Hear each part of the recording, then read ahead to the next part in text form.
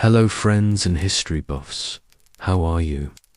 I hope everything is going well.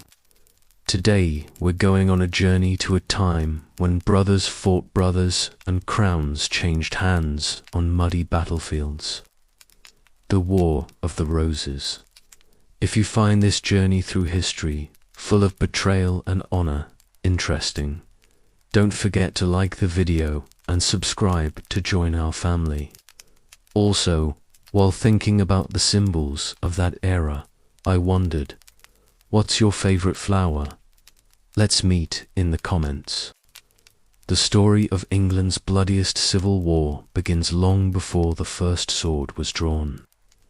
Decades earlier, in the glittering yet fragile court of King Edward III, his reign, marked by triumphs in France and glory on the battlefield, seemed to secure the Plantagenet dynasty as unshakable. Yet Edward's decision, for the first time in English history, to create duchies for his sons, grants of immense land and wealth, planted seeds of a different future. He sought to honor his bloodline and stabilize the realm, but instead he created a generation of princes who could rival the very crown their father wore. The 5 surviving sons of Edward III would become the roots of 2 great houses, the Red of Lancaster and the White of York, and the source of 30 years of slaughter. Edward's eldest son, Edward the Black Prince, was England's hero, brilliant at sea, victorious at Poitiers, adored by soldiers and feared by foes. His death in 1376, a year before his father's, shattered the succession. The crown passed not to another seasoned warrior, but to his 10-year-old son. Richard II, the boy king, inherited not only a realm exhausted by war, but also the resentment of a nobility growing rich and restless under weak leadership as plague. Taxation and poverty festered among the commons. Rebellion simmered beneath the surface, exploding in the Peasants' Revolt of 1381, when London itself burned with fury. Richard, still a teenager, suppressed it with deceptive calm. But the fire of mistrust between king and subject would never truly die. In the halls of Westminster, the lords whispered of tyranny. Richard's court became a place of vanity and fear, lavish pageantry masking paranoia. His marriage to Anne of Bohemia brought peace with one foreign power, but alienated others. His efforts to reconcile with France through the marriage of a child princess made him look weak. When his cousin Henry Bolingbroke, Duke of Lancaster, was exiled in 1398, few foresaw how swiftly fortune would turn. As Richard sailed to Ireland to suppress rebellion, Bolingbroke returned to England, gathering allies from noble houses long humiliated by the king's rule. Richard's authority evaporated almost overnight. Betrayed, captured, and deposed, he was imprisoned in Pontefract Castle, where he died in 1400. His end shrouded in mystery, but widely believed to be murder. Henry Bolingbroke's coronation as Henry IV marked the birth of the House of Lancaster and the beginning of England's hereditary curse. His claim rested on conquest rather than clear succession. He had deposed a rightful king and bypassed Edmund Mortimer, another grandson of Edward III, who held a stronger blood claim. The moral fracture in the crown could not be mended by ceremony. For every loyal lord who swore allegiance to the new king, another saw opportunity and defiance. Rebellions flared like sparks in a drought. The Percy Uprising in the north, Welsh revolts under Owen Glen, whispers from disinherited nobles. Henry's reign was consumed by insecurity, his body racked by chronic illness, his sleep haunted by guilt and prophecy. Yet the Lancastrian line endured through his son, the young Henry V, whose fire and discipline would restore the crown's dignity abroad, even as it bled at home. In 1415, amid the mud of Agincourt, the English arrows darkened the sky, and France itself trembled before the might of England's warrior king. Henry's victories sealed in the Treaty of Troyes that 1420 made him heir to the French throne and husband to Catherine of Valois. It seemed England's destiny was written in gold and blood. A kingdom that would stretch across the Channel, ruled by one man. But triumph is fragile. Within 2 years, both Henry V and France's King Charles V/VI were dead. A baby not yet old enough to speak now wore 2 crowns. Henry V/VI was King of England and France, heir to an empire his father had built but could never defend. The peace Henry V had carved with the sword would not outlive him. And as the infant king grew, so too did the ambitions of men who claimed to serve him. The duchies Edward III had once gifted to bind his sons would soon tear their descendants apart. The red rose of Lancaster and the white rose of York had yet to bloom, but the soil of England was already fertile with betrayal. When Henry IV died in 1413, the crown passed to his son, young, battle-tested, and burning with purpose. Henry V was everything his father was not: charismatic, disciplined, and untainted by rebellion. He had watched his father's legitimacy questioned for years, and was determined to silence doubt, not with words, but with conquest. To the English people, he seemed ordained by God to redeem the crown his father had stolen. In his veins, ambition burned as fiercely as faith. 2 years after his coronation, Henry sought to revive England's fading claim to France. The 100 Years' War, once a distant legacy of Edward III, flared to life again. In 1415, as autumn rains drenched northern France, the young king's small and sickly army faced overwhelming odds near a village called Agincourt. Mud sucked at the boots of knights. Arrows hissed through the mist, and the flower of French nobility fell beneath the English longbow. It was a triumph of grit over grandeur, of order over chaos. Agincourt made Henry a legend and transformed England's humiliation into glory. Over the next 5 years, Henry V pressed deeper into France, capturing cities and castles with relentless efficiency. In 1420, he secured the Treaty of Troyes, marrying Catherine of Valois, daughter of the deranged French king Charles V/VI. The treaty named Henry and his heirs as successors to the French crown. In that moment, England appeared invincible, a single realm spanning 2 kingdoms, bound by marriage, sanctified by victory. Yet beneath the triumph lay a fatal fragility. 2 years later, both monarchs, Henry and Charles, were dead. Henry's heir, Henry V/VI, was barely a year old. In England and in occupied France, the sound of a baby's cry replaced the thunder of war drums. The new king's uncles, John, Duke of Bedford, and Humphrey, Duke of Gloucester, assumed regency, Bedford governing the war in France, Gloucester handling England's fragile domestic affairs. Bedford was capable, pragmatic, and loyal, but even he could not stop what was coming. In France, the tide of history turned. A peasant girl, Joan of Arc, rose from obscurity, claiming divine visions and rallying French hearts. Her courage inspired armies and fractured the English illusion of destiny. By 1429, the French crowned their own monarch, Charles II, in the Cathedral of Reims, the same sacred place where English regents had hoped to enthrone Henry VI. The dual monarchy had collapsed into symbolism. The boy king of England ruled France only on parchment. When Henry V/VI reached adulthood in 1437, the regency ended, and so did the last traces of competence.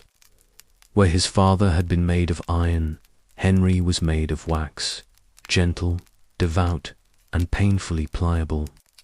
His court split into rival camps. The peace faction, led by Edmund Beaufort, Duke of Somerset, and William de Pole, Duke of Suffolk, and the war faction, led by his uncle Gloucester and the ambitious Richard, Duke of York. The Cane, seeking harmony, trusted the wrong men. In 1444, Henry agreed to a peace treaty at Tours, marrying Margaret of Anjou, niece of the French king. The terms were generous, too generous. England returned Maine and Anjou to France, losing vital territory in exchange for a fragile marriage alliance. The deal was seen as betrayal, and public fury erupted. Henry's queen, though intelligent and strong-willed, was French-born, instantly distrusted by her new subjects. Gloucester, who protested the treaty, was imprisoned and died mysteriously soon after. To many, his death smelled of murder. Somerset, once a minor noble, now wielded extraordinary power as the king's favourite. Meanwhile, Richard of York, stripped of his command in France and exiled to Ireland, seethed in silence. The English possessions in France crumbled. Normandy fell. By 1450, only Carla remained. Suffk, the architect of peace, was exiled and murdered at sea before reaching France. England's prestige was gone, its treasury bankrupt, its nobles restless. The soil was shifting, and no one at court could feel the ground breaking beneath their feet. By the mid-15th century, England was a realm without balance. The very duchies Edward III had once created had grown monstrous, their lords commanding armies larger than the king's. Loyalty was no longer sworn to the crown, but to powerful patrons. The age of bastard feudalism, where gold and favour replaced chivalry and law. Henry VI, too kind to rule and too weak to resist, clung to prayer while his kingdom slipped away. And beyond the palace walls, another heir of Edward III, Richard of York, waited in exile, patient and calculating.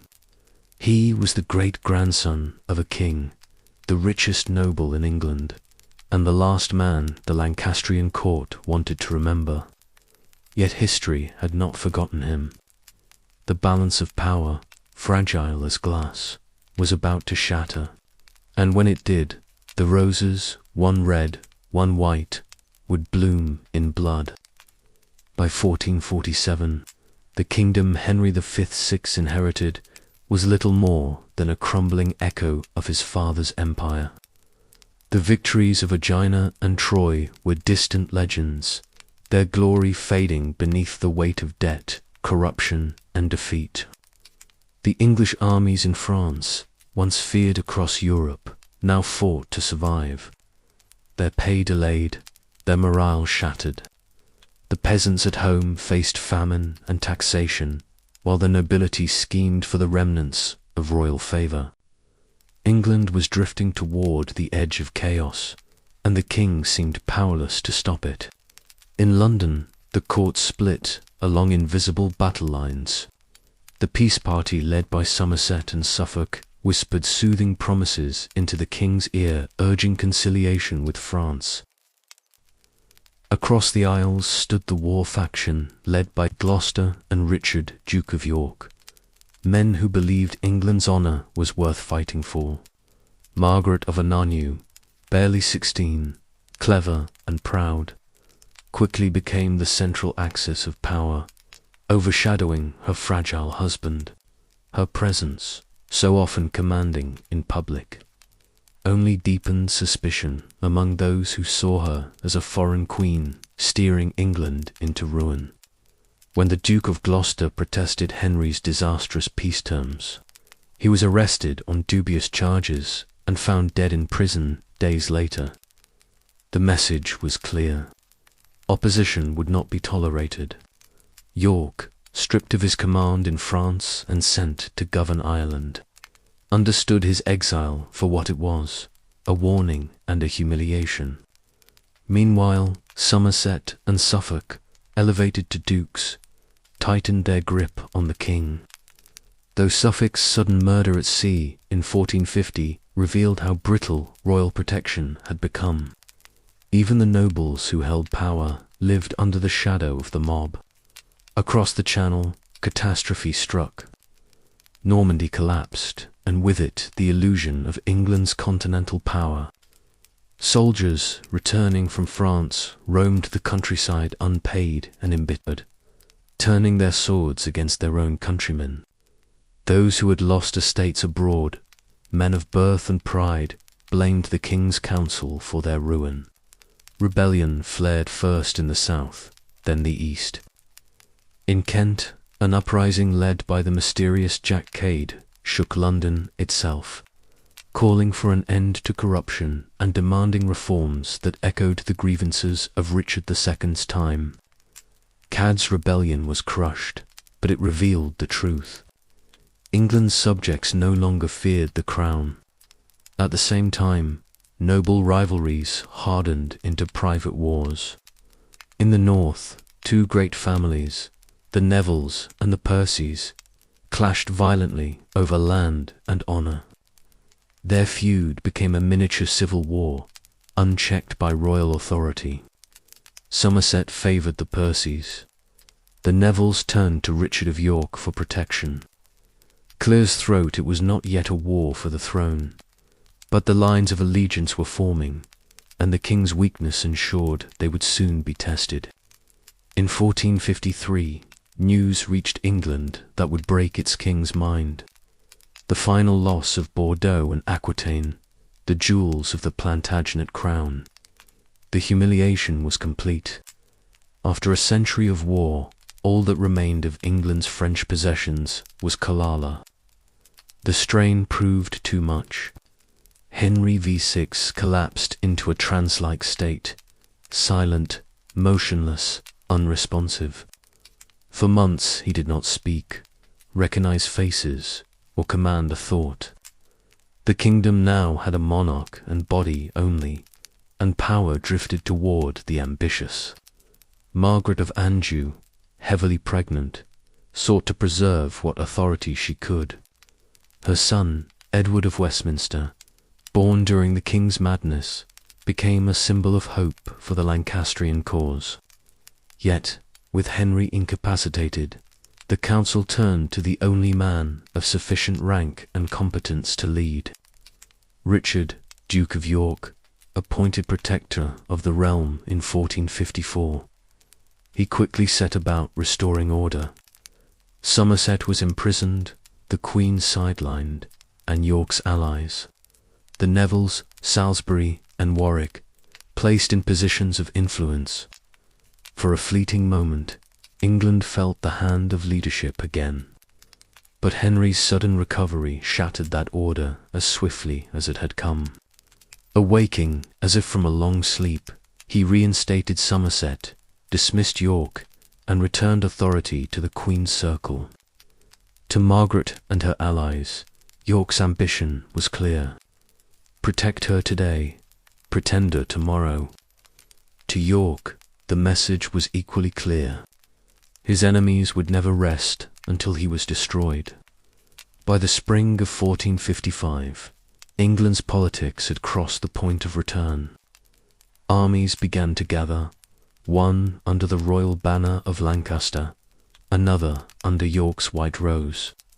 For years, England's feuds had been fought in whispers and parliaments. Now the nobles who had once dined together would meet with pikes and arrows. The madness of one king, the ambition of one duke, and the silence of the crown had set the course for civil war. Soon the fields of St. Albans would run red, the opening act of a tragedy that would consume the dynasty of Edward III and leave a kingdom scarred for generations. The realm that Edward III once forged in iron was now hollowed out by distrust and greed. England had become a kingdom ruled not by its monarch, but by the tempers of its magnates. The common folk, weary of foreign defeats and endless taxation, whispered of divine punishment, while the nobility sharpened their swords and gathered their private retinues. The crown was still on Henry VI's head, but its weight was borne by others.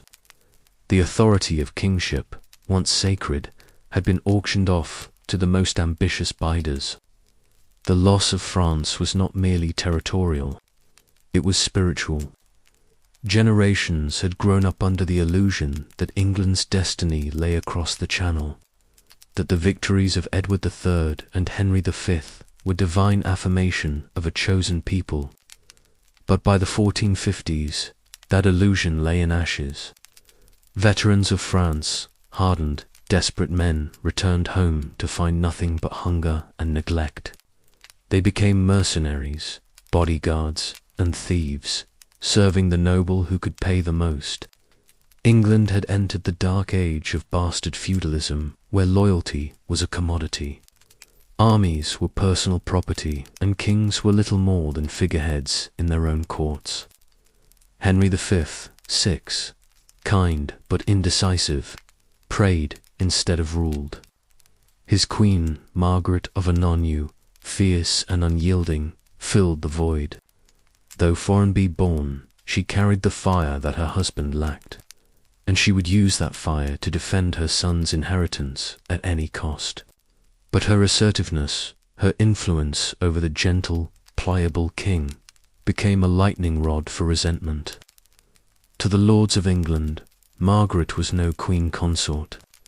She was a foreign interloper, manipulating a saintly but feeble husband. Among her opponents, none loomed larger than Richard, Duke of York, a great-grandson of Edward III. He possessed both the blood and the ambition to rival the throne itself. His claim was stronger than Henry's by strict lineage, though he never dared to voice it, at least not yet. Instead, he spoke of reform, of justice, of restoring order. But beneath his calm exterior burned the pride of a man who had tasted power as protector and would not accept exile again. The realm was splintering into factions defined not by ideals but by allegiance. On one side stood the Lancastrians, the court loyalists, the crown's favourites, and those who thrived under Margaret's patronage. On the other, the Yorkists, a coalition of disillusioned nobles led by York and bolstered by the powerful Neville family, including his allies Richard Neville, Earl of Salisbury, and Salisbury's son, Warwick, the young and charismatic kingmaker. Between them stood a king too weak to unite them and too gentle to condemn them. As 1454 faded into 1455, the machinery of government collapsed. Lawlessness spread like rot through the countryside. Old feuds reignited in blood. In the north, the Percys and the Nevilles waged open war, their men fighting pitched battles under banners bearing family crests rather than the royal arms. The crown's authority was mocked in its own shire.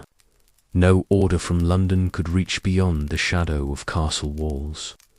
England was drifting toward anarchy, its fate decided not in Parliament, but in armed camps. In February 1455, Queen Margaret gave birth to her long-awaited son, Edward of Westminster. The infant's arrival should have united the kingdom. It instead deepened the divide. With an heir, the Lancastrian cause no longer depended on Henry's fragile life. The Queen's faction became emboldened, while York's allies feared permanent exclusion from power. As Henry's mind recovered from his long stupor, York's authority as protector evaporated overnight. Somerset, newly released from prison, resumed his position as royal favourite. York was dismissed, his reforms undone, his name whispered with accusation. Pride and fear now ruled both camps. Margaret and Somerset were determined to destroy York before he could gather strength again. York, unwilling to bend, decided on the only course left to him, arms. He summoned his allies, Salisbury and Warwick, to muster their retainers in the north. By May, thousands of men who had once fought side by side in France, now marched under rival banners through the heart of England. The king, still believing himself a peacemaker, called for a great council at St. Albans, hoping to reconcile the factions. But both sides came armed. Henry's small army of 2,000 men, loyal to the crown but unsure of their cause, marched south to confront York's far larger host. Negotiations were attempted, but failed when the Yorkists demanded Somerset's arrest and the Queen refused. The kingdom that had once united to conquer France now turned its swords inward. St. Albans's would be no mere skirmish. It would be the breaking of the realm. The roses, red for Lancaster, white for York, had finally been chosen, and before the day was done, the market square of an English town would be drenched in royal blood. The morning of May 22nd, 1455 dawned, grey and uncertain over the market town of St. Albans's. Its narrow lanes and timbered houses were not built for war. Yet before noon, they would become the killing ground of England's first civil battle. On one side stood the royal army of King Henry V, 6th, numbering perhaps 2,000 men. Somerset, Northumberland, and Clifford among its commanders. On the other, the banners of York, Warwick, and Salisbury rose above a force twice their size. The white rose of York fluttered beside the king's own red dragon. Few understood what was coming. Fewer still would leave unchanged. At first, both camps sought to avoid bloodshed. York sent envoys to the king, kneeling before their sovereign's name, pleading only for Somerset's dismissal. Henry, guided by his queen's loyalists, refused to yield Somerset. He believed would make him a puppet of rebellion. Diplomacy died in the silence that followed. Shortly after 10 o'clock in the morning, Warwick, ever impatient, ever daring, gave the signal to advance. The quiet streets of St. Albans erupted with the thunder of armour and the cries of men charging through doorways and gardens. The Lancastrians held the town's gates at Sopwell in Shropshire Lane, transforming cottages into barricades. Arrows hissed through the smoke and crossbow bolts clattered off shields in the maze of alleys. York's first assaults faltered under the cramped conditions. Men died without ever seeing the enemy's face. Civilians fled into cellars as the smell of powder and pitch filled the air. For an hour it was chaos, neither army gaining ground, the den echoing between the church spires. Then Warwick made his mark on history. He detached a reserve force and, guided by locals, slipped through the gardens behind the town toward the market square, where the king's standard fluttered. The maneuver was daring and desperate, executed in silence until the final moment. As bells rang from the abbey, Warwick's men burst from cover, striking the Lancastrian rear like a hammer. The defenders, believing they were surrounded, broke ranks. Panic spread down the narrow streets, and soon the royal lines folded in upon themselves. In minutes the battle was decided. Somerset, Northumberland, and Clifford fell in the melee, their blood soaking the cobbles. The king himself was wounded by an arrow in the neck and dragged from his tent amid the confusion. As the fighting subsided, York rode into the market square and knelt beside Henry, who was trembling but alive. York ordered that the royal physicians tend to him and proclaimed loyalty to the crown, even as his soldiers stripped armour from the corpses of royal lords. It was a gesture both of mercy and of theatre. York had captured not just the king, but the narrative. The victors led Henry back to London under escort. presenting him to Parliament as though they had rescued him from corrupt advisers rather than fought against his banner. Somerset was dead, the Queen's influence broken, and York was once again named protector of the realm. To many, it appeared that peace had been restored. Yet the peace of 1455 was nothing more than a ceasefire drawn in blood. Margaret of Anjou, furious and unbowed, refused to accept her husband's humiliation. In her mind, York had struck not at a minister, but at the monarchy itself.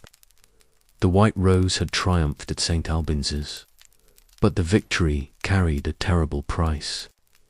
England's nobility had learned that private armies could decide the fate of kings, that royal authority could be seized by force and justified later with words.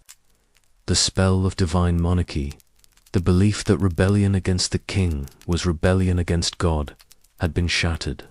As summer gave way to autumn, London celebrated York's triumph with processions and prayers. But beyond the capital, vengeance took root. The widows of Somerset and Northumberland plotted revenge. Queen Margaret began to raise new allies in the north. In taverns and manors across the realm, men began choosing sides. They did not yet know the scale of the storm they had unleashed. The Wars of the Roses had begun, and England, once united under the cross of St. George, was now a nation divided by the colours of its own flowers. The aftermath of St. Albans left England stunned, a king wounded, nobles dead in the streets, and a queen burning with vengeance. These were the new realities of a fractured realm. Richard of York rode through London as the kingdom's protector once more, but his authority rested on fear, not reverence. He had seized the king's person, but he had also awakened a far greater enemy. Queen Margaret of Anjou, exiled to the shadows after her husband's humiliation, was now preparing to reclaim both her power and her family's honour, while Henry V drifted between bouts of frailty and brief lucidity. Margaret's will hardened into iron. She was no longer the shy girl who had arrived from France a decade earlier. She was a mother and a queen of war. With the death of Somerset, she became the nucleus around which the surviving Lancastrians gathered, in the halls of northern castles and the abbeys of Wales. Her envoys moved quietly, weaving new alliances among those who had suffered under York's ascendancy. For every noble who bent the knee to York in Parliament, 2 more whispered oaths to Margaret in secret. From 1456 to 1459, England lived in a fragile illusion of peace. Parliament reconvened. Laws were passed. York's sons were Ned, but beneath the surface, every region simmered with tension. The north belonged to the Queen, the south to York. Between them stretched a no-man's land of shifting loyalties and empty promises. York's ally, Warwick, the kingmaker, secured command of Killala and controlled the Channel. But even his brilliance could not soothe the fractures at home. England's government was paralysed, each decree debated, each appointment contested, as if the crown itself no longer carried meaning. In 1458, the Archbishop of Canterbury attempted to stage a love day in London, a public reconciliation between the rival houses, under the vaulted ceiling of St. Paul's Cathedral. Henry, pale and trembling, walked hand in hand with York and Margaret as crowds looked on in uneasy silence. Yet, even in this symbolic truce, eyes betrayed hatred. Behind the polite gestures, the smell of powder lingered in the air. England was not healed. It was holding its breath. Margaret, ever pragmatic, understood that words could not mend what blood had already broken. She began to fortify her position in the north, drawing the support of powerful families, the Percys, the Cliffords, the Tudors of Wales, those who saw York's dominance as a threat to the old nobility. When the King's Council met in 1459 at Coventry, she ensured that York's sympathizers were excluded. Richard of York, sensing the trap, withdrew to his estates, then fled to Lello with his allies Salisbury and Warwick. By autumn, the facade of peace had collapsed entirely. At Blower Heath, Salisbury's Yorkers' column was intercepted by a Lancastrian force twice its size. The Orsists, veterans of France, held their ground and routed the Queen's army, killing Lord Audley and scattering his men. It was a shocking victory, but it came at a terrible cost. The country was now openly at war, and both factions began raising levies, as though England were two nations. At Lefford Bridge, near the Welsh border, Margaret's army, swollen by the King's standard, confronted York's rebels. Facing the royal banner, symbol of divine authority, many of York's soldiers wavered when a detachment from Killala defected. Panic spread. York fled across the sea to Ireland. Warwick and Salisbury escaped to Killala.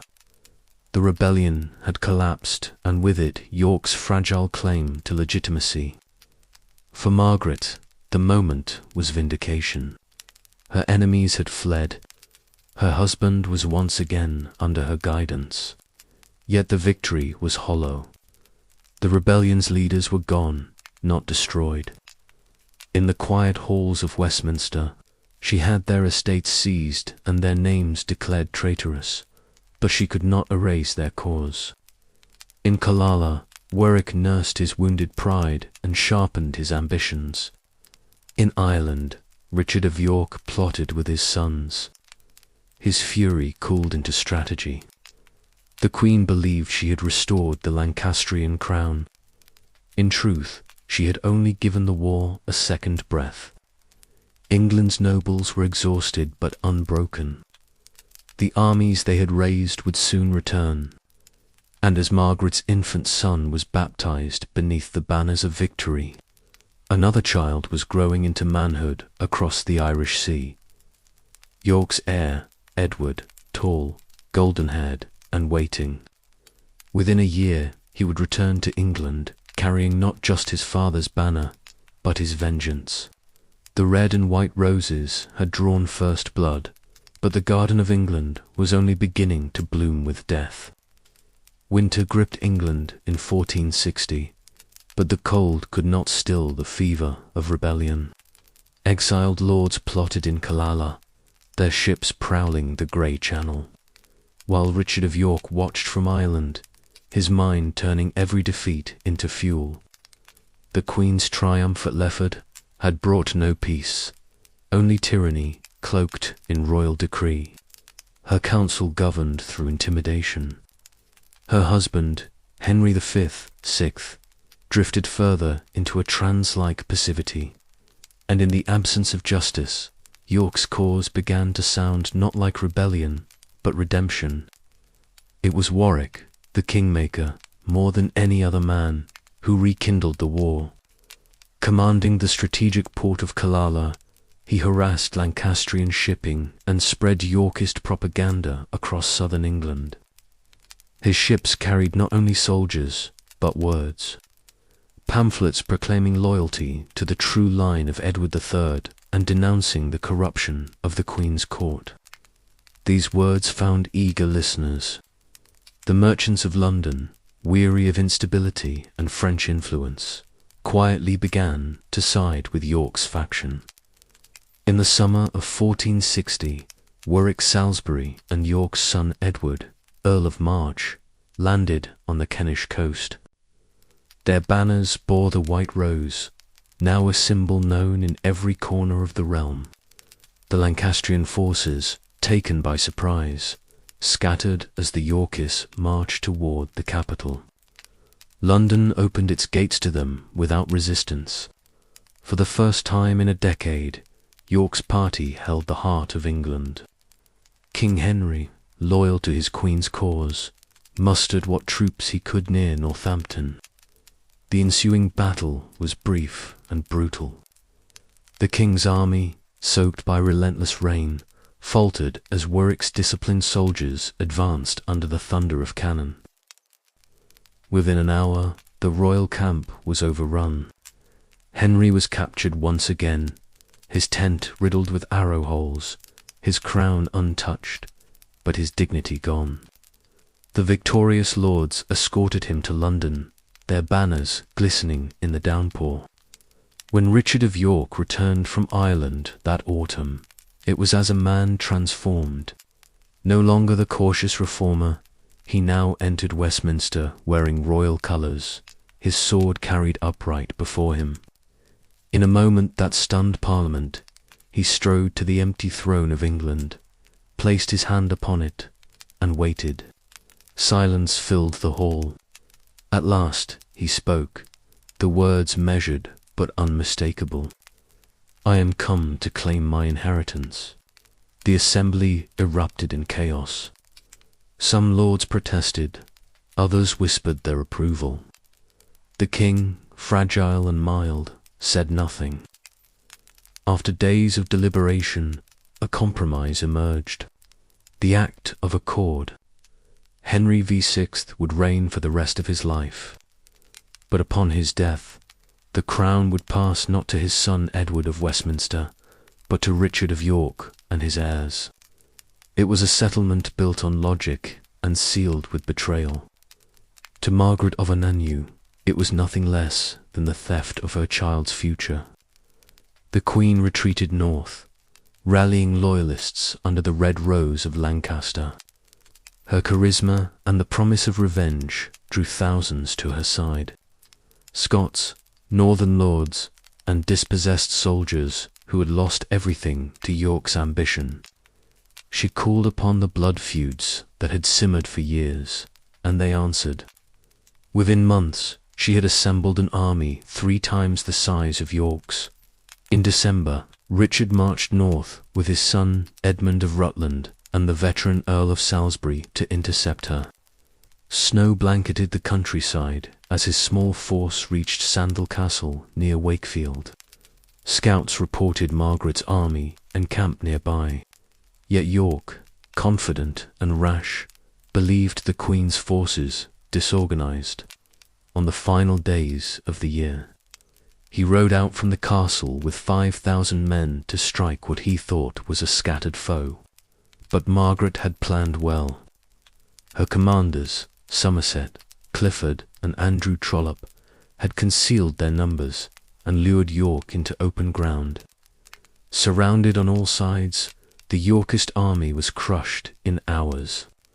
The Duke himself was slain, his banner trampled in the snow. His young son, Edmund, was captured while fleeing and murdered on the roadside. Their heads were set upon spikes above the gates of York, crowned mockingly with paper crowns. The death of Richard of York was meant to end the rebellion.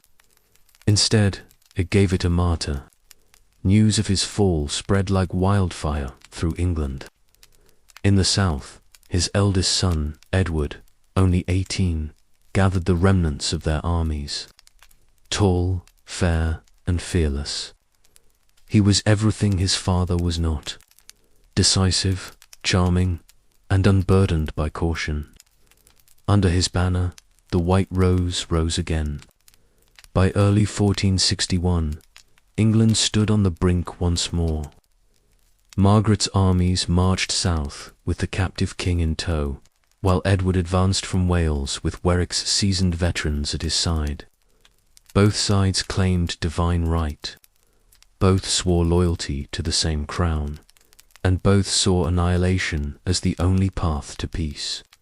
Ahead lay Towton, a clear-throat field of snow and death, where the fate of 2 dynasties and England itself would be decided. The last days of March 1461 were shrouded in snow and silence. In the fields between the villages of Towton and Saxton, tens of thousands of Englishmen gathered to decide the fate of their kingdom. On one side stood Edward of York, barely 19, commanding a weary but determined army of 30,000 men. On the other, Henry V, sixes Lancastrians, some 35,000 strong, led by Somerset and Northumberland, hardened by vengeance and blessed by the Queen's fiery resolve. Between them lay a windswept ridge and the promise of death. The armies met on Palm Sunday beneath skies heavy with snow. The wind howled across the fields, driving sleet into the faces of the Lancastrians, while whipping behind Edward's ranks.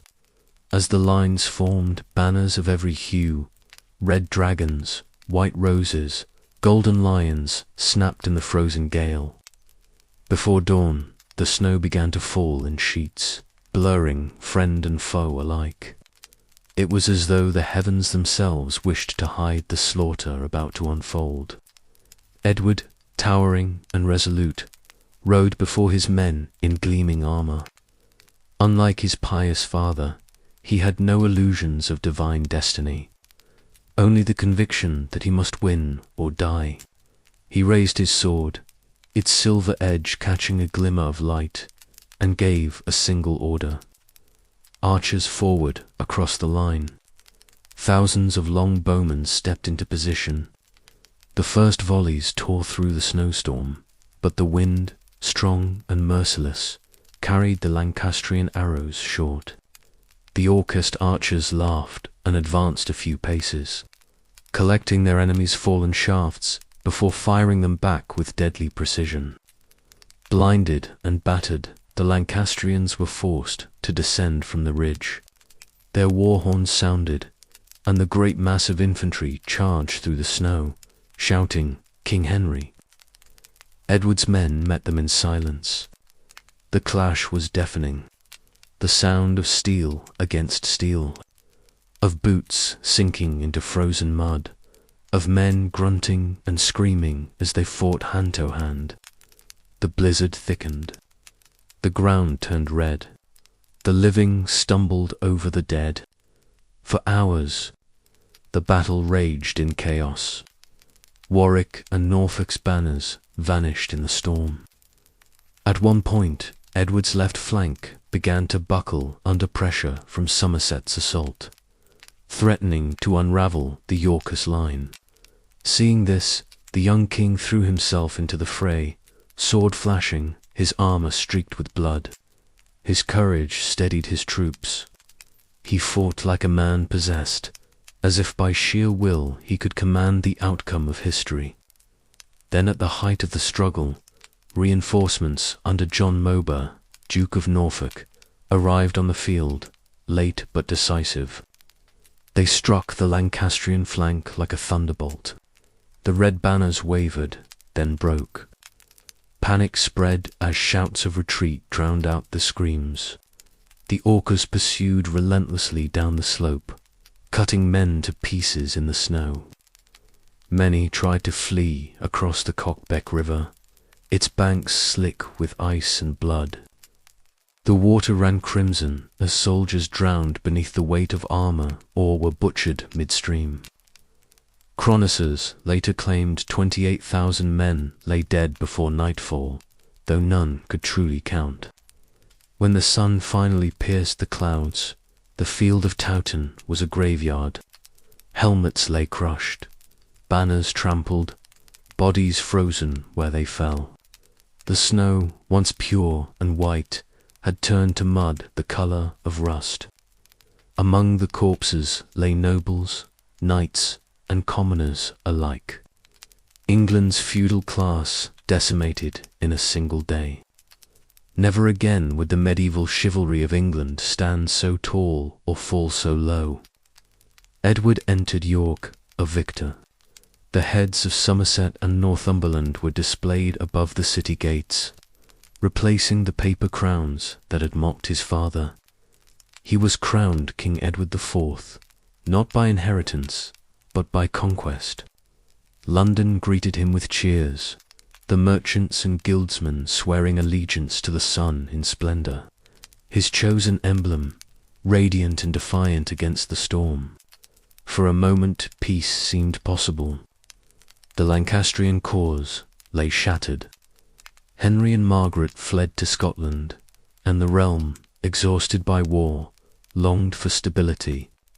But even as Edward's coronation bells rang through Westminster, the embers of rebellion still glowed in the north. Those who had lost everything at Towton would not forgive. The War of the Roses was far from over. It had merely changed hands, from a weak king's burden to a young conqueror's prize. The blood in the snow had bought a crown, but it had also seen a curse. Every victory in this war carried the shadow of its own destruction. The spring of 1461 brought England a fragile calm. After Towton, the crown rested firmly upon the brow of Edward IV, the first Yorkist king.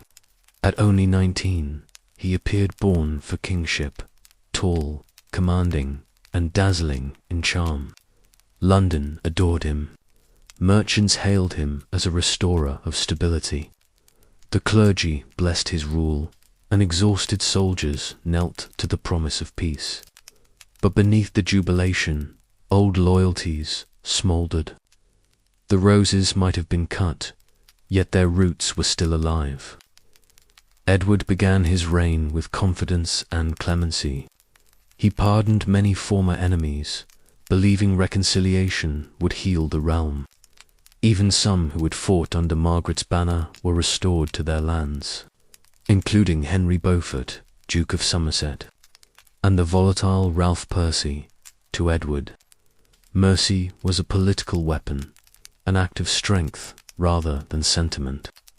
His most powerful ally, Richard Neville, Earl of Warwick, now stood as the realm's second most influential man.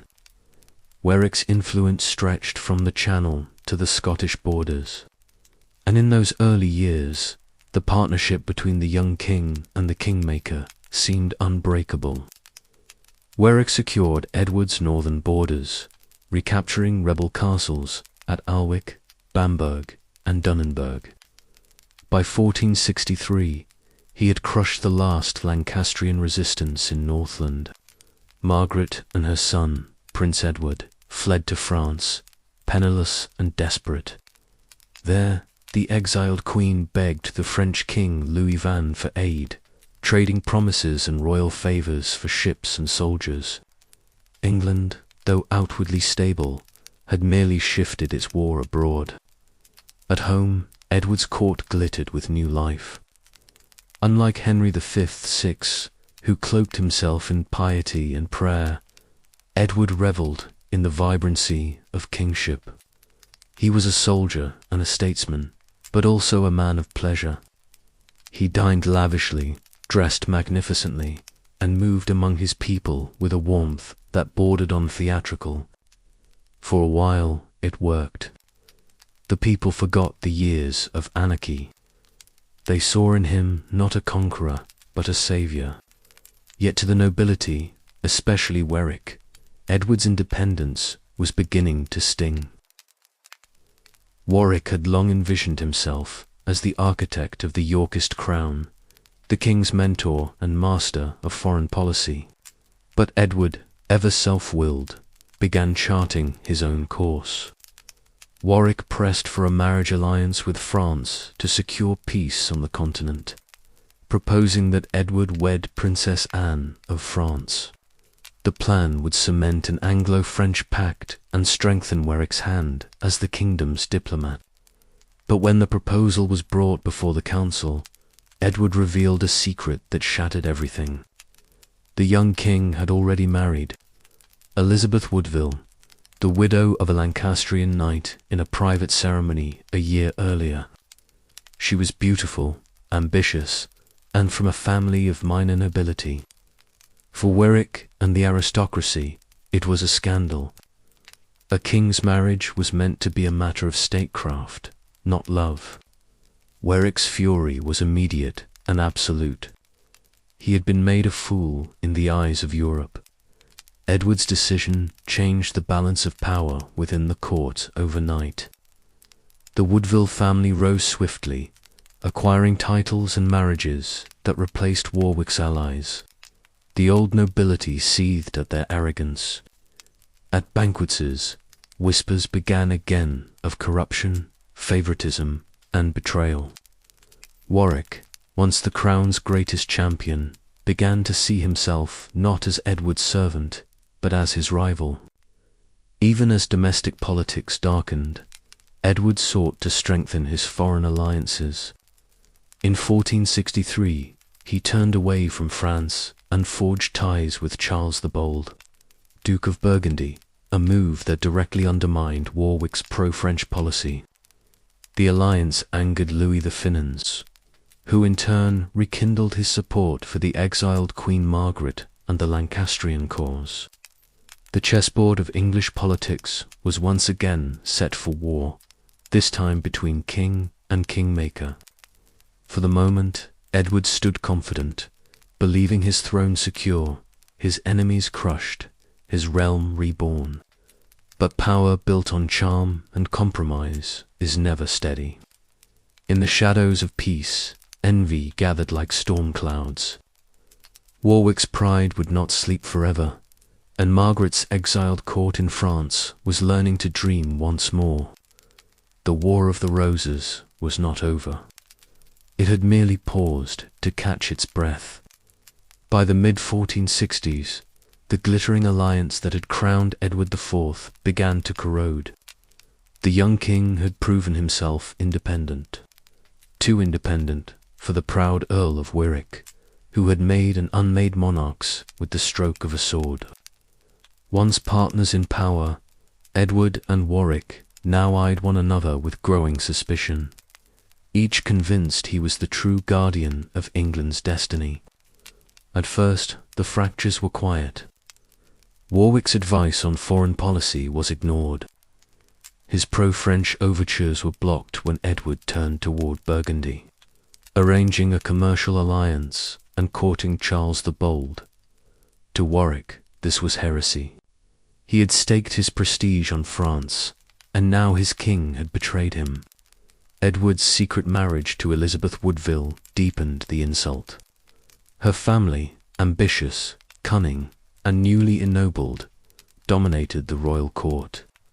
Her brothers and sisters were married into England's leading houses, squeezing out the old nobility who had fought for the Yorkist cause. Warwick, who had expected gratitude, found himself isolated in a palace filled with wood. He was not the only one nursing resentment. Many lords, impoverished by years of war, saw the Woodvilles' meteoric rise as an affront to the social order. At feasts they muttered that Edward was bewitched by his queen's beauty, that her kin had the hearts of spiders and the smiles of saints. For Warwick, these whispers became weapons. He began to gather those disaffected nobles into a network of quiet rebellion. His eldest daughter, Isabel Neville, married Edward's brother, George, Duke of Clarence, a match that defied the king's orders and bound Warwick to a potential heir to the throne. By 1467, the rift could no longer be hidden. Edward publicly dismissed Warwick's envoys, cancelled his negotiations with France, and announced new treaties with Burgundy. The insult was absolute. The kingmaker withdrew from court, furious and humiliated. 2 years later, he struck back. Under the pretext of suppressing disorder, Warwick's retainers incited uprisings in the north. He claimed loyalty to Edward while secretly plotting his downfall. His plan to replace the ungrateful monarch with a more obedient one, his son-in-law, Clarence. In 1469, rebellion erupted. The Neville retainers marched under false colours, claiming to rise against corrupt councillors. Warwick and Clarence declared themselves defenders of justice. Edward, caught off guard, scrambled to assemble loyal forces. At Edgecote Moor, the royal army was ambushed and destroyed. Edward himself was captured while retreating toward London. For a few stunned weeks, England once again had a king in name, but not in command. Warwick ruled in his stead, issuing proclamations in the king's name and purging Woodville influence from the court. But the illusion crumbled almost immediately. Warwick had underestimated the depth of Edward's popularity. The merchants of London, the guilds, even many nobles who despised the Woodvilles, refused to support what they saw as treason masked in legality. Disorder swept the countryside. Warwick's men struggled to control the chaos they had unleashed. Within months, he was forced to release Edward, who returned to his throne with disarming magnanimity, forgiving his captor, but never forgetting. For a brief time, peace returned, but the kingmaker's pride would not rest. In 1470, Warwick gambled everything on a second uprising. Clarence joined him once more, the banners of rebellion unfurling in Lincolnshire. Yet this time Edward moved faster, crushing the revolt at Losecoat Field.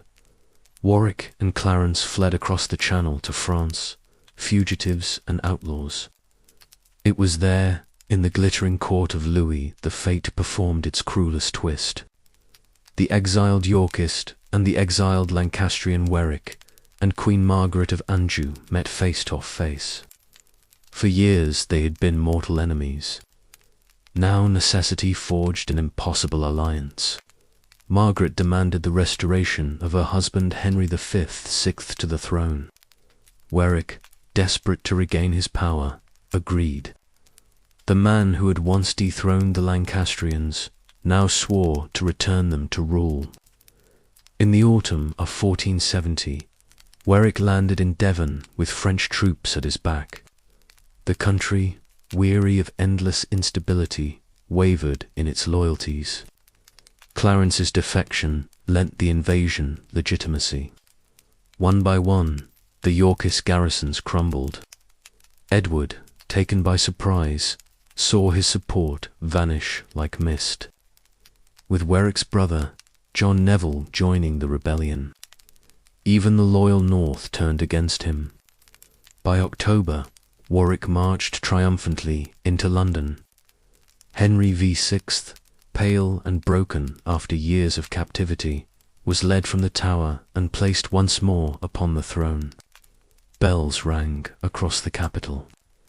The red rose had risen again, the prodigal king restored. Warwick, resplendent in crimson robes, stood beside him as Lord High Admiral and de facto ruler of England. Yet the triumph was an illusion. Henry was a figurehead. Margaret remained in exile, and Edward IV still lived across the sea in the court of Burgundy. The deposed Yorkist king watched and waited.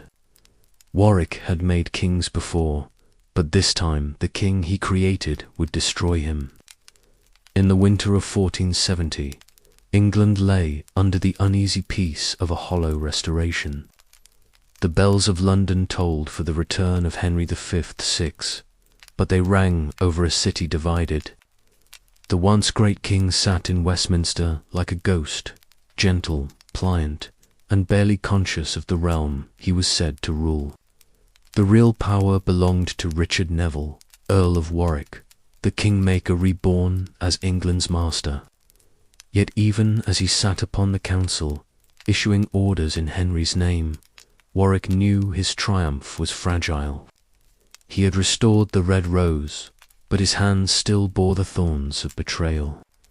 Across the Channel, in the court of Charles the Bold of Burgundy, the exiled Edward IV brooded in silence.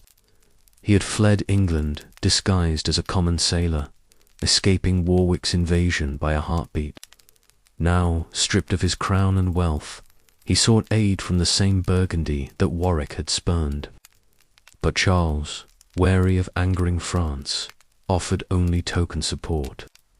For months, Edward lingered in the port of Bruges, a king without a throne, his small retinue dwindling, his hope flickering. Then fortune shifted. France and Burgundy, eternal rivals, tilted toward war. Louis the Fay, now allied with Warwick, threatened Burgundian trade across the Channel. Charles, seeing his interests endangered, changed course. Quietly he funded Edward's return, providing ships, gold, and a few hundred mercenaries. It was not an army, it was a gamble. Edward accepted with a soldier's calm. "I have lost a kingdom before," he said to have told his captains, "and I shall win it again." In March 1471, Edward landed on the Yorkshire coast with barely 2,000 men. He carried no royal banners, no crown, only the claim of the Duke of York, insisting he sought not to usurp Henry, but to reclaim his inheritance. It was a lie of necessity, designed to ease open the gates of the northern towns, and it worked. York welcomed him in silence. Nottingham declared for him days later. Like a spark catching dry grass, Edward's march gathered momentum. By the time he reached the Midlands, his forces had swelled to 10,000. Old comrades rallied. Lord Hastings, the loyal Gloucester, and even his treacherous brother George, Duke of Clarence, who, realizing Warwick's promises had soured, defected once more to Edward's side. The brothers embraced before their men, the gesture sealing a temporary but vital unity. In London, panic spread. Warwick had stationed his ally Edmund, Duke of Somerset, to defend the capital, but the city's merchants, long favouring York's stability, refused to fight. The gates were thrown open, and Edward entered London to the cheers of the crowd. In a moment heavy with irony, he walked into the Tower and greeted Henry V, who had been restored to the throne only months earlier. The gentle old king was once again a prisoner, and Edward, without a single pitched battle, was once again King of England. But Warwick was not done. He had retreated north to rally his army, gathering men loyal to Lancaster and those still dazzled by his reputation. The armies met near the village of Barnet on the eve of April 14th, 1471.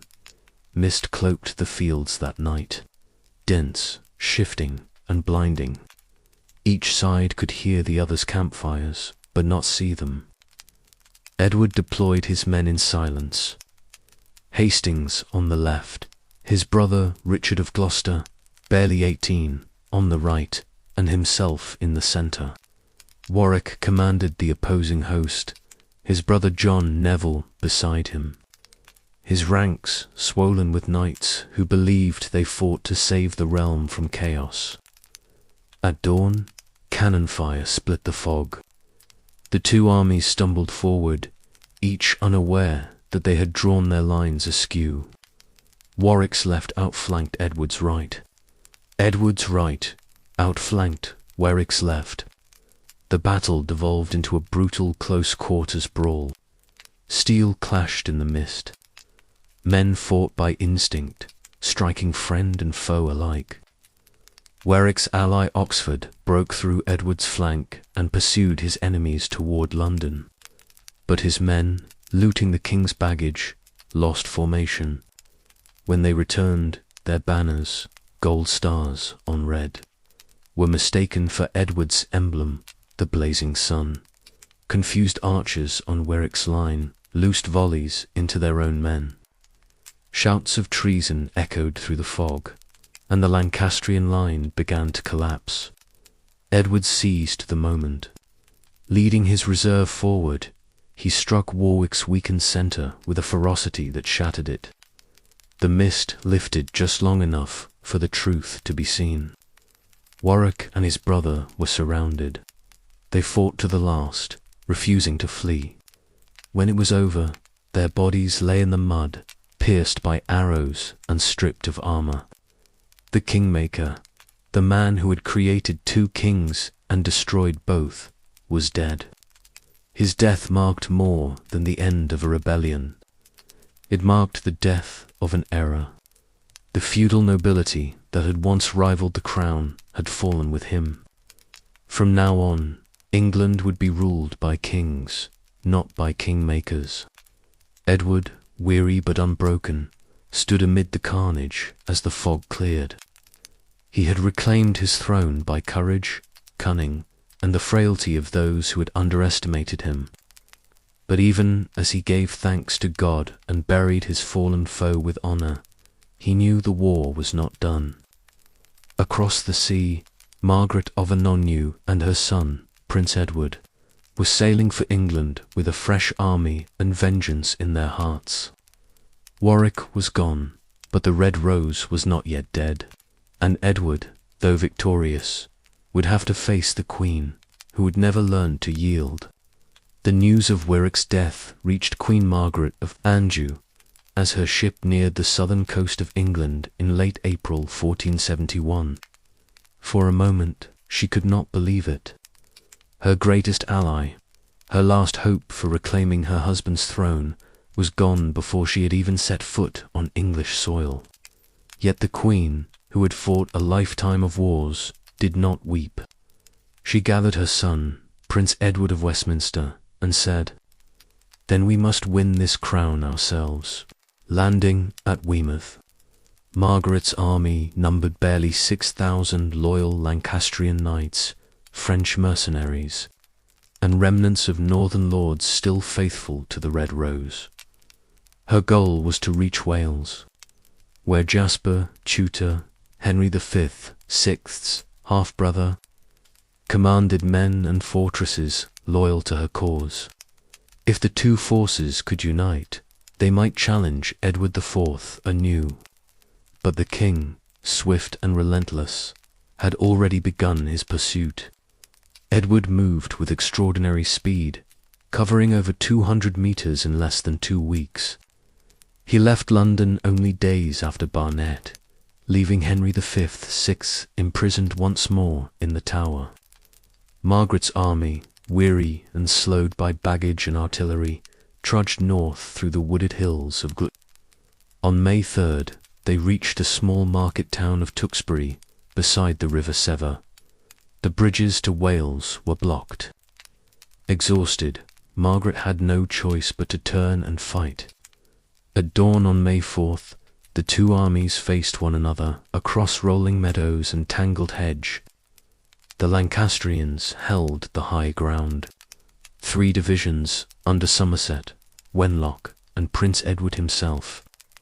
Behind them, the Queen waited with her small reserve.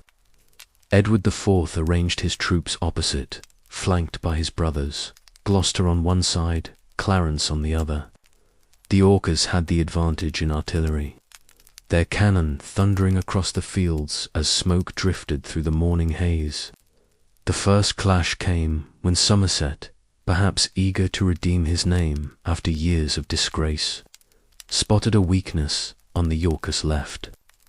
He led a daring flanking charge through the hedges, striking Edward's line with fury. For a moment the royal army buckled, arrows flying, men falling, banners toppling, but Edward's discipline held. The king rallied his men personally, shouting above the din, his armor gleaming like firelight through the smoke. Then from the woods, a hidden detachment of Yorkist cavalry, kept in reserve precisely for this moment, charged into Somerset's exposed flank. Panic spread.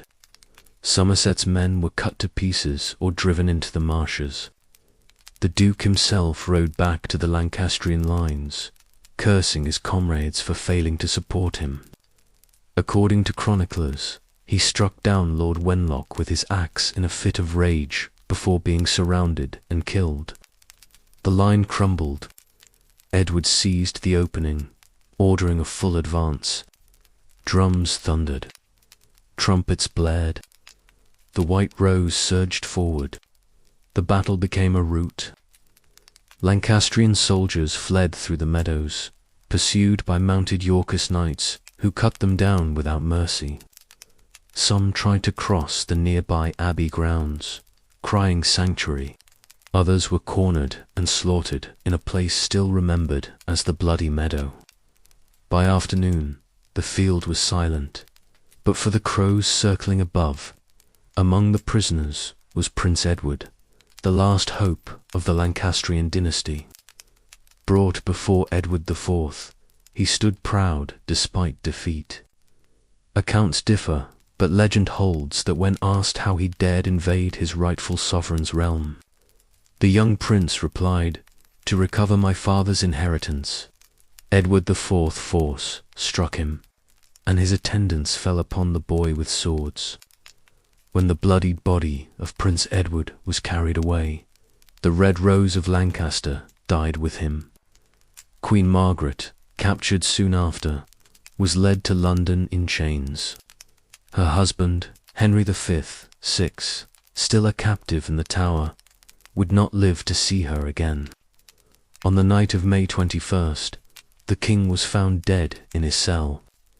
Officially, he died of melancholy. Unofficially, few doubted Edward had ordered the deed. The long duel between Lancaster and York was over. One house extinguished, the other enthroned by blood. Edward IV returned to London to the roar of triumph. The banners of rebellion were torn down. The bodies of Warwick, Somerset, and the prince were buried with little ceremony. To the people of England, weary of war, it seemed peace had finally returned. But peace, born of slaughter, is never pure. The victors carried ghosts with them of fathers killed, brothers lost, loyalties betrayed. In the quiet halls of the Tower, a boy of 14, Henry Tudor, nephew of the fallen Jasper, listened to the rumors of defeat. His claim to the throne was distant, his power non-existent. Yet history has a way of nurturing seeds in the darkest soil. The roses had fallen, but the garden of England was not yet still. The summer of 1471 dawned under a banner of triumph.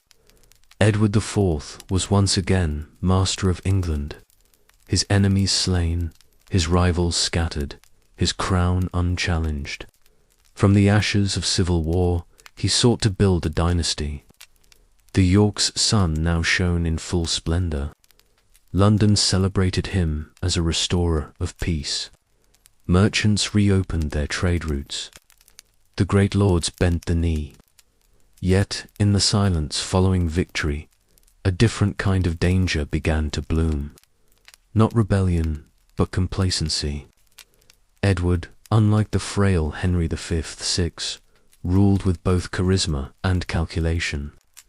He rewarded loyalty generously, restored confiscated lands, and reinstated law across a realm shattered by decades of feudal strife. The Star Chamber sat again in judgment. Markets thrived. The gold noble stamped with his face gleamed across Europe. To the common people, it was as if a golden age had begun. But to those who knew him, Edward's peace was built not on trust, but on exhaustion. The nobles obeyed him because they feared another Teuton, another Tewkesbury, another field sown with their sons' bones. In the shadows of that uneasy peace, the last remnants of the Red Rose struggled to survive. Henry Tudor, now 14, had fled England after Tewkesbury with his uncle, Jasper Tudor. Their small ship was caught in a Channel storm and driven onto the shores of Brittany. There the local Duke, Francis II, took them in, half hostages, half refugees. Henry's bloodline through his mother, Margaret Beaufort, traced back to John of Gaunt, a son of Edward III, but through the illegitimate Beaufort line, long barred from succession. Still, in a land weary of Yorkist rule, such a claim was enough to keep his name alive. Back in England, Edward sought to secure what war had won.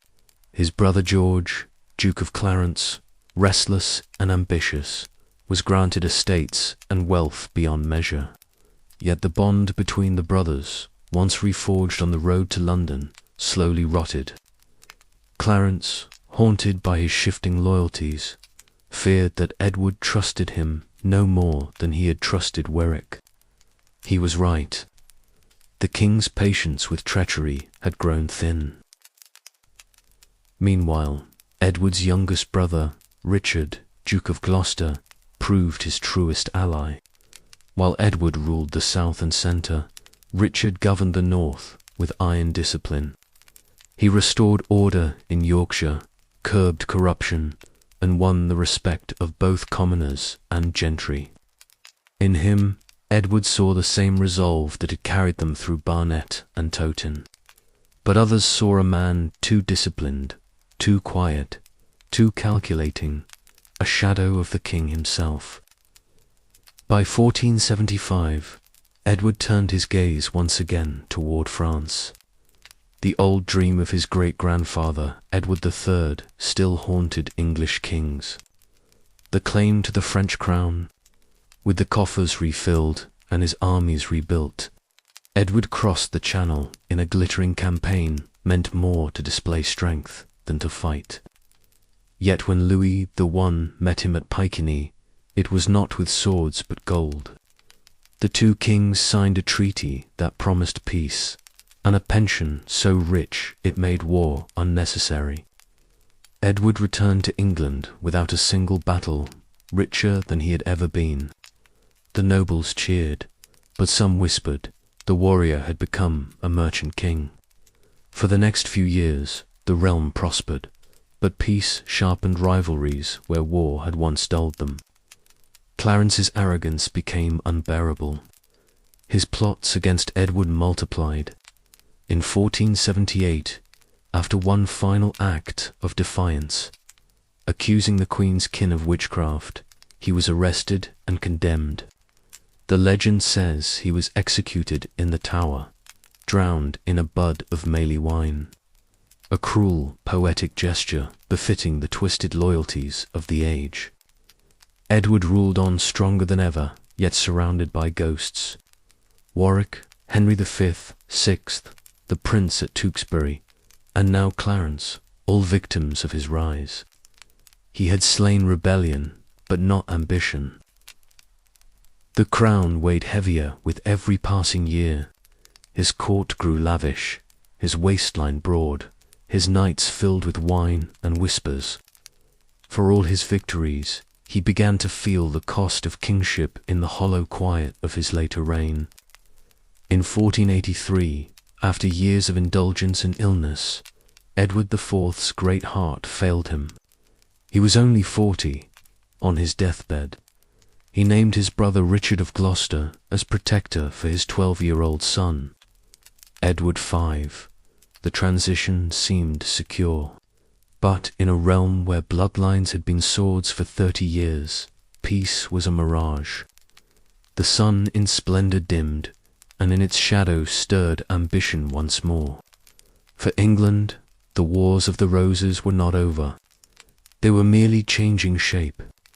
The last act would not be written in parchment or treaty, but in betrayal, and the bloodline of York was about to devour itself. The death of Edward IV in April 1483 was like the sudden snuffing of a candle, leaving behind darkness, confusion, and the faint echo of unfinished plans. His heir, Edward V, was only 12 years old, bright, precocious, and beloved by his father. His coronation was already arranged, the regency assigned to his uncle Richard, Duke of Gloucester, the same loyal brother who had ruled the north with quiet discipline. Yet the peace Edward had built was a house of glass. The moment the king died, cracks began to form. The Queen's family, the Woodvilles, moved swiftly. Her brother, Earl Rivers, escorted the boy king south toward London with a large retinue, seeking to crown him quickly and secure their influence over the young monarch. But to Richard of Gloucester, this haste was no act of loyalty. It was a coup in disguise. With the support of Henry Stafford, Duke of Buckingham, he intercepted the royal procession near Stony Stratford. Rivers and his allies were arrested. The boy king, confused but compliant, was taken into Gloucester's custody. The excuse was one of protection. The reality, silent usurpation. When Richard and Edward Vase V entered London weeks later, the city greeted them cautiously. The Queen had fled into Westminster Abbey with her younger son, Richard, Duke of York, claiming sanctuary. From the pulpit of St. Paul's, Richard swore his loyalty to the young king. "I seek no crown," he declared, "but only the good governance of England." Few believed him. In private, his allies were already whispering that the late king's marriage to Elizabeth Woodville had been invalid, that her children were born of sin, and thus bastards unfit to rule. By early June, both princes were lodged within the Tower of London, ostensibly to await the coronation. The Tower was still a royal residence then, not yet the symbol of doom it would become. The boys were often seen at play on the ramparts, waving to onlookers. Yet, as days turned to weeks, their appearances grew rarer. In Parliament, Richard's supporters pressed the claim of illegitimacy, citing secret pre-contracts and rumours of sorcery. The air around the throne thickened with menace. On June 25th, a council of nobles declared Edward IV's children illegitimate. 2 days later, the Archbishop of York proclaimed Richard of Gloucester the rightful king. The crowd that gathered at Westminster Hall shouted their acclamations, but even chroniclers noted that the cheers were forced. The next morning, Richard III rode through London in coronation robes beneath banners bearing his emblem, the white boar gleaming where the sun in splendour once had. And the princes, they were never seen again. Accounts differ, but none end happily. The last reported sighting came in the late summer of 1483, too. Pale figures glimpsed at dusk through the tower's barred windows. Then silence. Rumours spread of secret assassins, of smothered cries in the night, of burials beneath the staircase. Richard denied all wrongdoing, blaming conspirators, the Queen, even fate. Yet the shadow of those two vanished boys clung to him like a curse. In every market and tavern, whispers grew, "The king is a child killer." Still, Richard ruled with formidable energy. He reformed laws, curbed corruption, and distributed justice with surprising fairness. Many in the north adored him. Yet in the south, distrust festered. His legitimacy rested on fear, not faith. When rebellion flared that autumn, led by Henry Stafford, the same Duke of Buckingham who had once been his ally, it seemed England would burn again. The revolt failed, and Buckingham was executed. But the rebellion's true consequence was to summon back an old ghost from across the sea. In exile in Brittany, Henry Tudor had watched England's turmoil with growing purpose. For years, he had been a pawn in continental politics, his name a faint echo of the vanished Lancaster. Now, as Richard's reign darkened under rumour and suspicion, that echo became a rallying cry. Margaret Beaufort, Henry's mother, a woman as relentless as any queen, sent secret letters across the Channel, pledging alliances and money. Old Yorkers, who despised Richard, began to see Henry not as an enemy, but as a cure. By the end of 1484, the realm trembled once more on the edge of destiny. The red rose and the white, both stained by 30 years of war, were about to merge in one final gamble. And in the west, across the narrow sea, a quiet young man with a cautious smile and haunted eyes was preparing to stake everything on that gamble. His name was Henry Tudor. His banner bore the Red Dragon of Wales, and his march would end in a field called Bosworth. The summer of 1485 was one of restless rumour. In every inn and village, talk spread that Henry Tudor, long exiled in Brittany and France, was coming home. For years, his claim had been a distant fantasy, the dream of desperate men. But now, ships had been sighted off the Welsh coast. Richard III, only 2 years into his reign, felt the tremor in his kingdom's heart. The crown he had seized so coldly was beginning to burn. On August 7th, Henry landed at Milford Haven with a small army of French mercenaries and loyal exiles. Barely 5,000 men. Yet his arrival in Wales changed everything. The land of his birth rose to meet him. Welsh gentry, invoking ancient prophecy, hailed him as the Mob Darragon, the son of destiny, who would unite the realm. His red dragon banner, unfurled against the sea wind, became the emblem of renewal. Step by step, Henry's army swelled as he marched inland through Shrewsbury toward the Midlands. Richard moved swiftly, gathering 10,000 men under his royal standard, the White Boar, and marching from Leicester to intercept the invader. His position was strong, his numbers overwhelming. But one thing Richard could not command was loyalty. Among his lords stood Thomas Stanley, husband to Henry's mother, and his brother William, each with thousands of soldiers.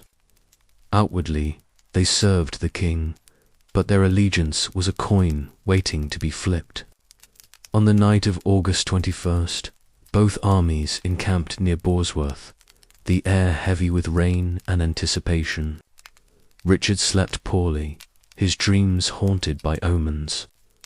At dawn he rode the line, his voice still fierce. Fight boldly for your king. Victory today crowns England's peace forever. Across the field, Henry's men knelt in silence. Many had never seen battle. Fewer still believed they could defeat a king, but their leader's quiet composure steadied them. He was not a warrior by birth, yet he carried himself with the calm of one who has nothing left to lose. The battle began mid-morning. Drums pounded, arrows hissed through the mist, and the thunder of artillery echoed over the moors. Henry's commander, John Deere, Earl of Oxford, led the charge, striking Richard's right flank and forcing the royal gunners to cease fire. The fight was brutal and close, lines surging, breaking, reforming in the mud. The Stanleys stood apart, watching, their troops unmoving, their intentions unreadable. Richard's main force pressed forward, slowly overpowering Henry's smaller host.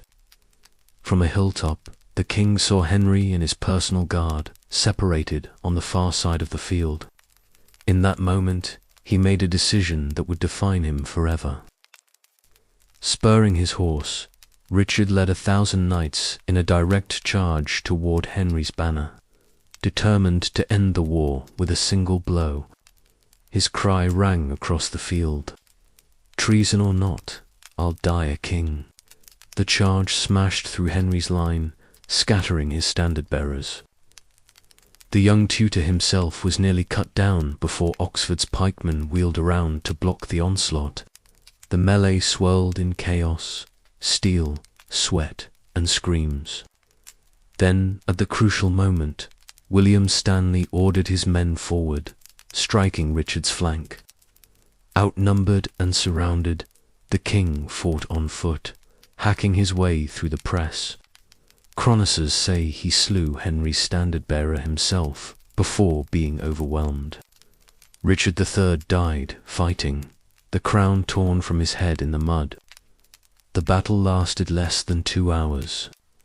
As silence fell, Henry's men retrieved the battered surlot from the field and placed it upon his head. On that blood-soaked hill, he was proclaimed Henry VII, King of England, the first monarch of the Tudor dynasty. The red rose and the white had at last been reconciled, though the soil that joined them was dark with blood. In Leicester, Richard's body was carried naked across a horse, his face bruised, his back gashed by wounds. He was buried without ceremony, England's last king to die in battle. But in death, as in life, he remained a figure of haunting contradiction, both tyrant and warrior, villain and victim. For Henry, the victory was fragile but fateful. He had seized the throne not by divine right, but by the sword. Yet he understood what his predecessors had not, that peace could not be won by blood alone. His first act as king would not be vengeance, but marriage. He would wed Elizabeth of York, eldest daughter of Edward IV. Uniting the rival houses beneath a single rose, the Tudor rose, red and white entwined. The Wars of the Roses had ended, but England would never again be the same. The feudal world that had birthed it was gone. A new age of monarchy was dawning, forged not in chivalry, but in power, not in honor, but in survival. The fields of Bosworth fell silent, but the echoes of that morning would shape England for centuries to come. The day after Bosworth, England awoke in uneasy quiet. For 30 years, the red and white roses had drenched its soil in blood. Fathers and sons had fought on opposite sides. Noble houses, once proud, had been extinguished. Now a new banner flew over the battlefield, the red dragon of Wales glinting beneath the pale August sun. The man who bore it, Henry Tudor, was an unlikely king, a cautious exile, thin and grave, whose claim to the throne rested more on exhaustion than birthright. But in a land broken by dynastic war, caution was a strength. England had gambled on warriors and dreamers. Now it sought a survivor. Henry's first act was neither vengeance nor triumph, but legitimacy. He dated his reign from the day before Bosworth, so that every man who had fought for Richard could be labelled a traitor. Yet he avoided mass reprisals, understanding too well how rebellion breeds in grief. Instead, he moved swiftly to bind wounds with marriage. On January 18, 1486, in Westminster Abbey, Henry VIII wed Elizabeth of York, daughter of Edward IV. The union was simple but symbolic. The red rose of Lancaster joined with the white of York, forming the Tudor rose, a new emblem for a scarred nation. The ceremony was more than a wedding. It was an exorcism. Bells rang across London, echoing through streets still haunted by memory. The heads on pikes, the chants of mobs, the ashes of rebellion.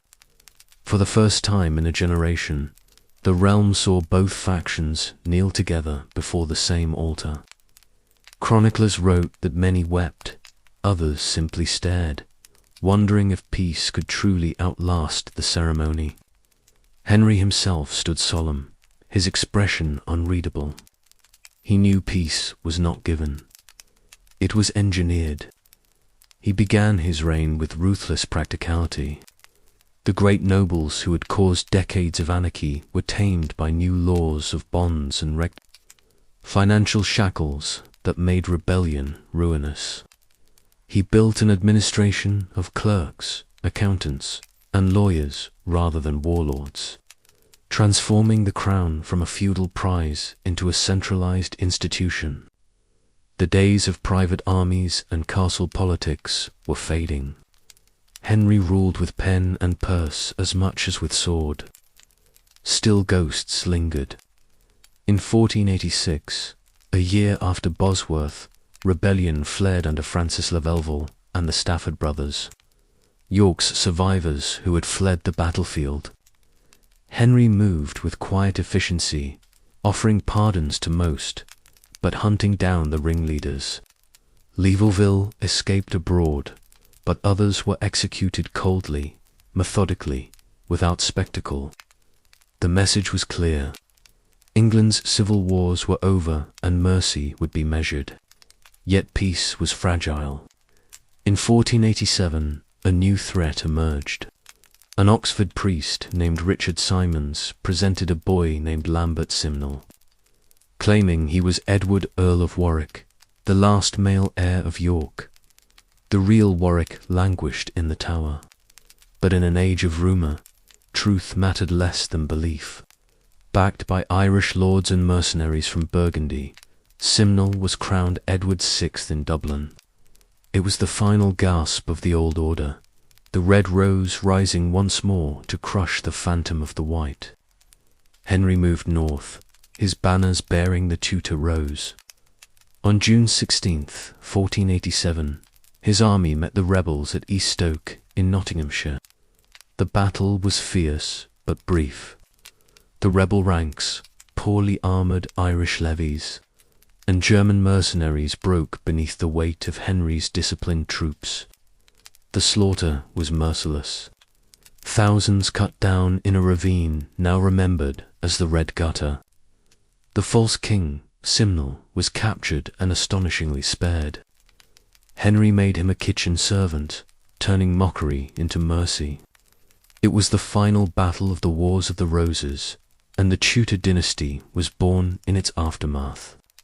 Under Henry VIII, England would slowly emerge from feudal darkness. The monarchy became less the prize of noble ambition and more the machinery of state. Trade expanded, law deepened, and the seeds of the English Renaissance took root. The old age of knights and banners had ended. The new age of bureaucracy, diplomacy, and dynastic survival had begun. Yet even as he secured peace, Henry ruled with a watchful eye. He trusted few, smiled rarely, and carried the memory of Bosworth like a scar beneath his robes. Perhaps he understood that power won by war could never fully escape its shadow. His dynasty would hold the throne for more than a century. His son, Henry VIII, his granddaughter, Elizabeth, the thirst stars. But behind every Tudor victory lay the ghost of the roses, whispering that peace in England was never free. As twilight fell over the 15th century, chroniclers looked back on the Wars of the Roses as a national nightmare, a storm of ambition, treachery, and blood. But from that storm emerged the England of the future, centralized, disciplined, and newly aware of its own fragility. The roses had finally ceased to bloom, but their thorns had shaped a kingdom. When the Wars of the Roses ended, feudalism had collapsed and the Tudor era, the foundation of modern England, had begun. Completing this bloody but magnificent panorama, we witnessed how ambition and loyalty shaped history. Take care of yourselves until we meet again on the next voyage of discovery.